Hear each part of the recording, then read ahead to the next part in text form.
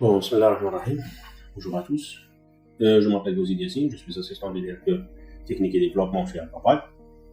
Et dans cette vidéo, je vais vous présenter l'application de MES, dans le cadre de MES, Manufacturing Execution System, qu'on a développé spécialement pour le suivi et la gestion de fabrication d'équipes de manière centralisée et accessible sur web. Cette application s'appelait Alphabet Factory. Elle est conçue pour le suivi du type dès l'arrivée de la matière première jusqu'à l'expédition du produit fini vers notre client. Et chaque étape est enregistrée et dispose de l'heure ou bien de son rapport. L'application a parmi les avantages de cette application et la traçabilité totale. Chaque type garde un historique complet avec toutes les décisions prises et dans différentes étapes de production, bien ou bien aussi pour le revêtement ou bien l'expédition. La gestion des défauts.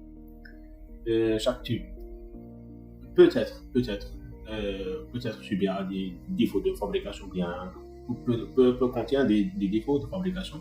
Cette application permet de faire la gestion de ces défauts, le suivi, la détection, la réparation ou bien le chutage. Comme je dis, la génération des rapports automatiques, chaque étape que le type passe par dans le stage de production et le stage de contrôle qualité, et dispose de rapports PDF détaillants et génériques automatiques. Elle aussi contient un tableau de bord de production qui contient des statistiques de la commande en temps réel. Aussi, pour notre commande spécifique des pieux, on a la fonctionnalité d'optimiser les longueurs ou bien la compensation intelligente des longueurs. Pareillement, le QR code et la traçabilité numérique. Chaque type il est associé par un QR code et contient toute l'historique de ce type. L'utilisateur peut retrouver toutes ces informations par son smartphone. L'application elle est flexible et adaptable pour toutes les différentes commandes ou bien toutes les différents projets.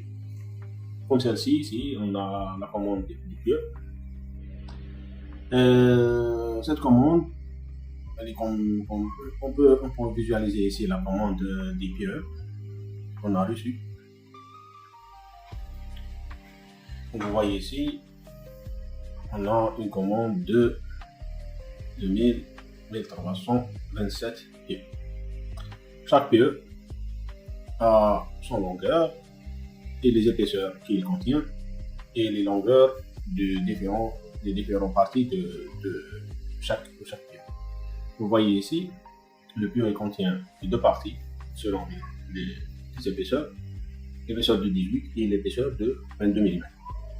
Et il contient deux types de revêtements, le type A et le type B. Vous voyez ici, aussi par le type B et la longueur L1 et la longueur L2. La répartition des longueurs de chaque pieu elle est limitée par des longueurs prédéfinies. Comme vous voyez ici, les longueurs sont prédéfinies de L1 et L2. Et pour faire fabriquer tous les tubes de ce pieu-là, nous devons respecter les limitations ou bien les contraintes minimax de notre chaîne de production. Et pour cela, on a développé cet algorithme-là pour faire le calcul de cette commande de manière automatique.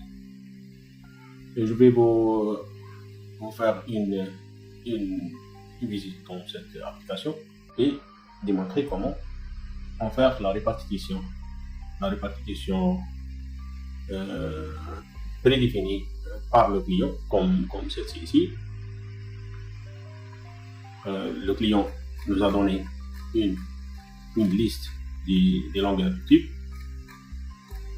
celle-ci ici. Tout simplement, on peut faire le loading ou bien le téléversement de ces longueurs d'après notre client, le planning de fabrication, et on charge les longueurs ainsi que toutes les pieux qu'on a reçues d'après notre client. On voit ici le G70 par exemple, le premier pieu. Pour les épaisseurs de 22, on a 3 tubes, 16-20, 16-16. Et les deux premiers tubes sont revêtus et le troisième tube est non revêtu. Et pour les 18 mm, on a ici les tubes qui correspondent au pieu G70.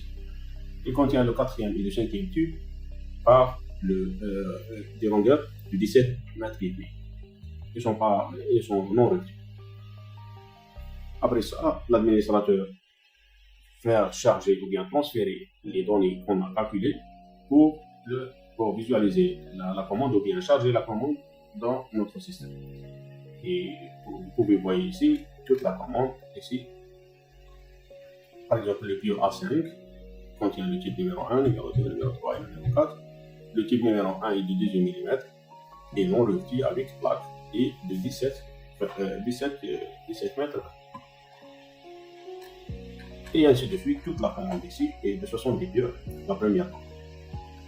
On a l'habilité ou bien la deuxième option de faire le calcul ou bien le tâtonnage d'après les limites de notre système de production.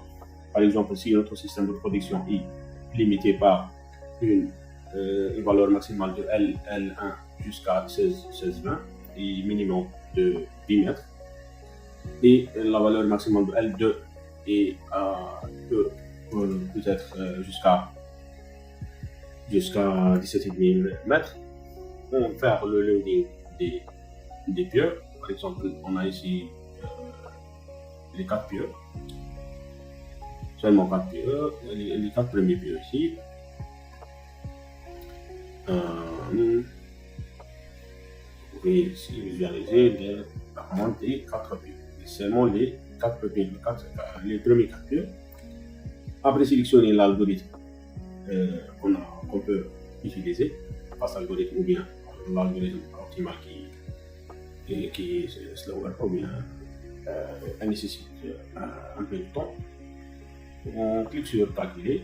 Comme vous voyez ici, l'application faire la répartition des pieux, des 4 pieux ici. En grosso modo, on a le total de 4 pieux. Le nombre de joints est de 16. Le nombre de pailles pour le 22, on a 12. Et pour le 18, on a 8. 8 tubes. On peut télécharger ce rapport comme un PDF. Comme vous voyez ici, on a 4 tubes de 15,8. On a 4 tubes 8 tubes de 22 mm pour le 16-20. Et on a 17 tubes, 8 tubes pour le 18 mm pour des longueurs de 17. La répartition ici pour le revêtement. On a les 2 tubes du premier type sont revêtus et ils sont revêtus selon cette dimension ici. Ensuite, de la même manière, l'admin fait le transfert de la commande et la commande elle est prête pour entamer la fabrication. Vous voyez ici, on a seulement 4 pieux. Avant, on a 70 pieux. Ici, on a seulement 4 pieux. Par exemple, le G70, on a le tube numéro 1 et le 22 mm et les revêtus avec plaque et avec une longueur de 16 200 mm, bien 16 mètres par kg. Et ainsi de suite pour la commande.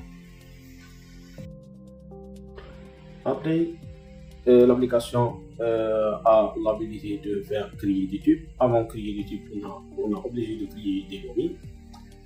Par exemple, on crée cette bobine. Alors, ici, le supplier ou bien le fournisseur. Dès le début, ici, on a les projets par défaut. Les projets. L'administrateur a l'habilité de faire créer un nouveau projet, comme ceci ici, et a la possibilité de faire changer le projet par défaut. Comme ceci ici, on va changer une commande DPE, description, les deadlines, par exemple, on a ici, on va faire comment, nom de client, on considère les nuances de cette commande, et les épaisseurs, on a seulement 2 épaisseurs, les différents diamètres et les pressions. Ceci, on n'a pas de pression, mais en général, on doit spécifier les pressions, les fournisseurs, et on enregistre. Quand on crée on ajoute une nouvelle bobine pour faire ajouter les tubes, nous voudrons créer des bobines. On crée cette bobine, par exemple, on donne le nom, le numéro 1. On choisit ici parmi les fournisseurs de ce projet. Ainsi de suite, les épaisseurs, les grades ou bien les nuances, le poids de la bobine et la largeur de la bobine, par exemple ici, et la date d'entrée au stock. Comme ça, on a créé une bobine. On va faire automatiser cette action avec la liste de polissage des bobines et la liste des laboratoires après les tests. Pour ajouter d'autres bobines comme celle-ci, la numéro 2, le collier numéro 1 et le poids de 30 000 kg. Aussi, on peut ajouter la troisième bobine, celle-ci, par exemple 25 000, avec une largeur de 1200. Après la création des bobines, on peut créer des tubes, la création des tubes. Pour créer un nouveau tube, on va choisir la machine, ceci ici, le numéro de la bobine, par exemple la bobine numéro 1, le diamètre et le poste, et ces paramètres sont par défaut, ils ne changent pas, juste la machine et le numéro de bobine. Puis on a après le loading de l'administrateur de la commande, on a ici les longueurs et les tubes planifiés pour la commande. Dans notre commande, dans notre exemple ici, on a la commande de 4 PE qui contient de 20 tubes. Chaque tube a ses caractéristiques comme ceci ici, la longueur, l'épaisseur et le numéro de l'eau ou bien du tube qui contient ce tube-là. Dans cette application, on a résumé toute la commande dans des PE comme des lots. Chaque PE qui représente un lot de commande. Alors, si la longueur de fabrication est égale aux longueurs planifiée, la longueur planifiée et la longueur réelle sont égaux. On peut créer un tube avec succès sans problème. Et le tube, il est ici. On peut visualiser l'état de ce tube juste par le clic sur ce tube. On peut créer des autres tubes de la même manière, juste pour on choisit la machine et le système va donner un numéro de fabrication automatique le numéro du tube et la longueur. Si la longueur elle est inférieure aux longueurs planifiées, la longueur réelle elle est inférieure de la longueur planifiée. Et on ajoute ce tube-là. Le système faire le process de compensation. Le tube il est compensé par le type de J71 par le J70-2. Comment? Ici, la longueur planifiée, elle est de 16,200, comme celle-ci ici. 16,200 comme celle-ci ici. Mais ici, on a de 16 mètres.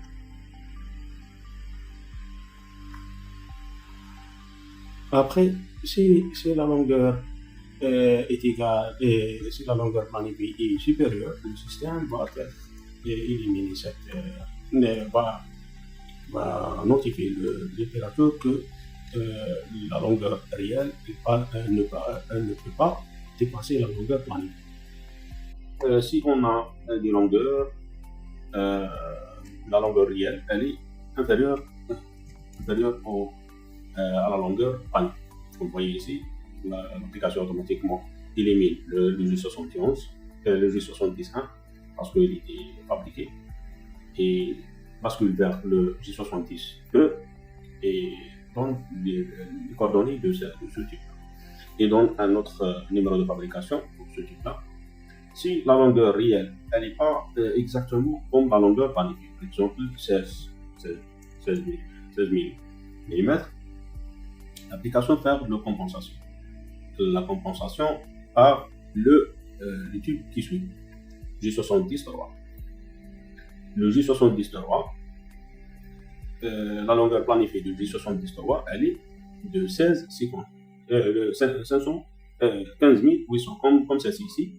Mais après la modification de longueur, puisque la longueur prédéfinie de ce type-là, elle est de 16 200, ce type-là, il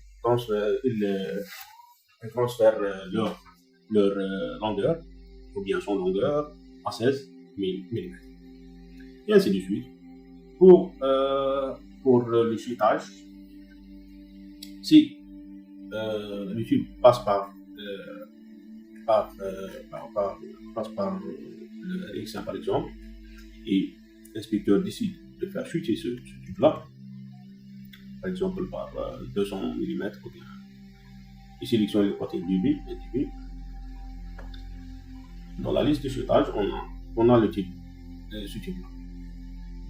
Si on fait le chutage de ce type, l'application peut faire chercher dans ce type-là si elle peut ajouter cette différence à ce type-là et ne dépasse pas les limites maximales. Si cette combinaison elle est possible, l'application peut être corrigée. Et remplace le tube par le type précédent, comme ceci ici.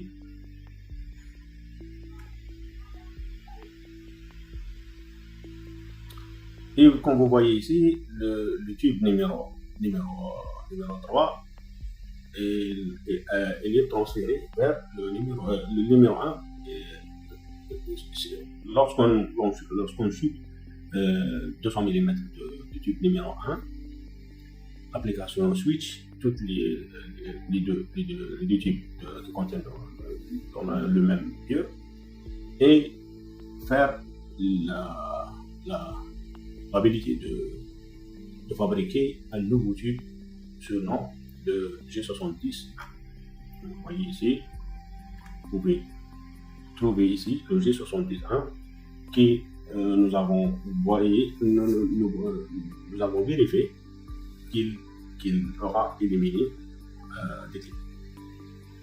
Et le fabricant ici peut fabriquer un nouveau type avec des longueurs plus grandes.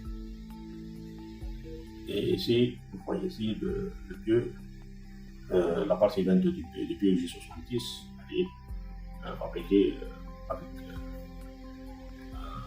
avec toutes les longueurs prédéfinies, 16, du type de 16 et le 16. Après la création du tube, on a 16 stages pour la passation du tube.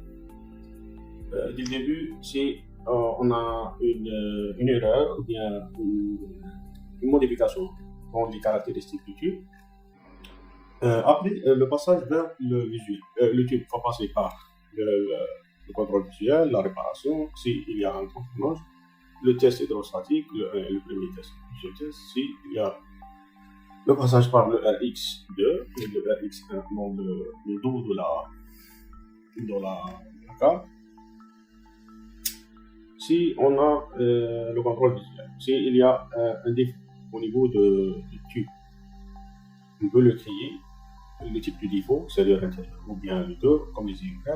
L'emplacement du défaut, par exemple, à 1,20 m, c'est un défaut extérieur. La gravité de ce défaut, majeur, modéré, critique. L'inspection, le code de défaut est un 1 parce qu'il est extérieur. La décision, accepter ou bien améliorer ou bien à réparer. Si on décide de réparer ce défaut, on choisit la décision à réparer.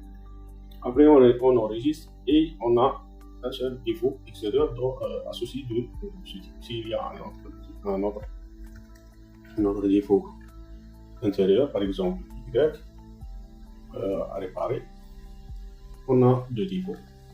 S'il y a un autre défaut EY, par exemple, après 4 mm, un EY à réparer, bien à chuter. Comme vous voyez, on a commis une erreur ici. Au lieu de faire à réparer, on a sélectionné OK. Comme ça, on change la décision et puis on va vers la décision globale du tube. On doit sélectionner une décision pour le tube. Et quand il contient des défauts, le tube doit aller vers la zone de réparation. Après les mesures ou bien measurements, si la longueur réelle du tube est égale à la longueur déclarée ou bien la longueur initiale planifiée pour le tube, l'inspecteur ou bien l'inspecteur visuel écrit ici seulement la longueur mesurée. S'il y a des différences, par exemple, la longueur planifiée de ce tube est de 16,200, mais l'inspecteur il trouve que la longueur réelle du tube est de 15 tubes. Tout simplement, il doit écrire la longueur réelle et l'application vers la suite. Faire la compensation entre le tube de même pieux, dans ce cas-là. L'application, elle prend 1200 de millimètres de la part du type 2 et elle l'ajoute donc de type 1 et elle l'ajoute vers le type 2. Comme vous voyez ici, la valeur initiale de la longueur du type numéro 1 est de 16,200. Mais après le contrôle visuel déclare que la longueur réelle n'est pas exacte comme la longueur déclarée. Il fait la correction par écrire la longueur réelle du tube dans l'inspection visuelle et l'application, puisque le tube qui suit le premier tube n'est pas encore fabriqué. La longueur planifiée de le J70-2 est de 17,200 et automatiquement elle est changée d'ici. Vous voyez ici, le J70-2 est de 17,200 mm et pas 16,200. Si la longueur réelle dépasse la longueur initiale, par exemple ici, et la longueur réelle est de 17 à la place de 16,200, la même chose. L'inspecteur sauvegarde la longueur réelle et l'application vers le comblage ou bien la régularisation des longueurs. On a ici 17 mètres et la longueur planifiée du tube G79, elle est changée de 15 dessous. Après le passage du visuel vers le RX1, s'il y a un défaut, un nouveau défaut qui n'est pas visuellement, en général c'est le but pour le RX1, la décision à réparer par exemple, l'inspecteur va donner la troisième. On a ici le défaut. On peut visualiser le défaut dans la carte du tube. La décision du tube vers la zone de réparation. Si on n'a pas de commentaires, on n'a rien à écrire. Ici, il y a le Y à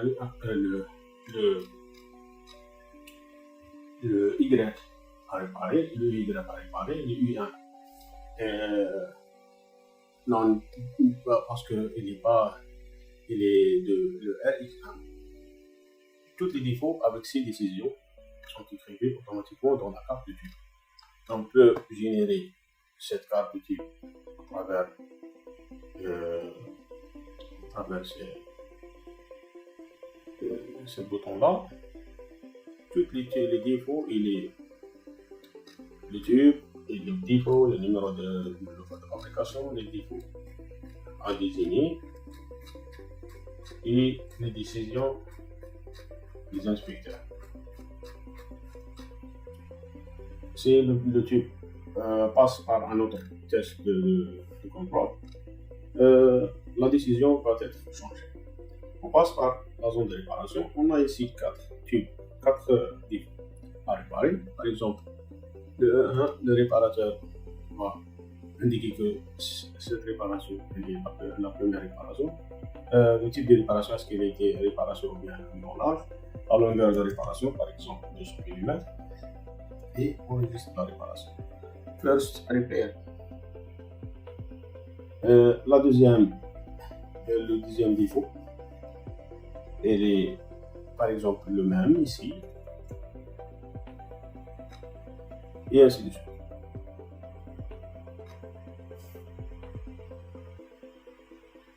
Par exemple 200 mm et le U1